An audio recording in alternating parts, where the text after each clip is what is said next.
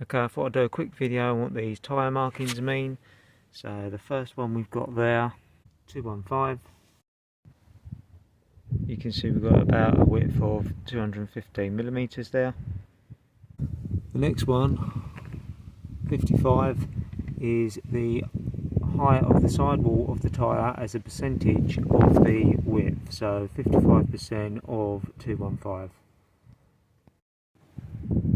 So you can see we've got about 118.25mm there. So the next one, R, means it's of radial construction, and these should be the same structure and size on each axle when for your MOT. And the next number there in inches is the diameter of your rim.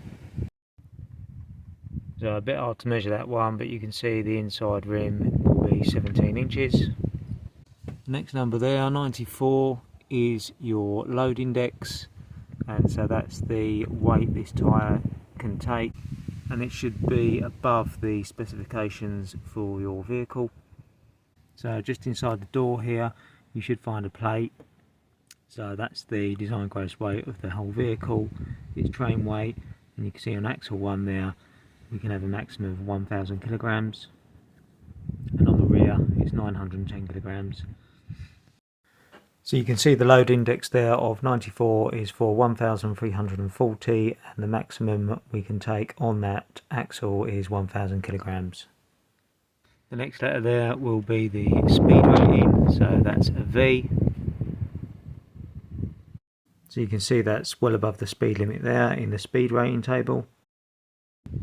Other markings you want to look out for is the date, so that there means the 3rd week of 2022. And you also want to make sure it's fitted the correct way round, so you may or may not have an outside and an inside on the tyre. For an MOT, the only things that matter are that you've got the same size tyre on each axle and the same construction. For MOT, the load index is not looked at, or the speed rating, or the date, but you must make sure it's the right way round. You also must make sure that you've got a minimum of 1.6mm across the middle 3/4 of the tyre.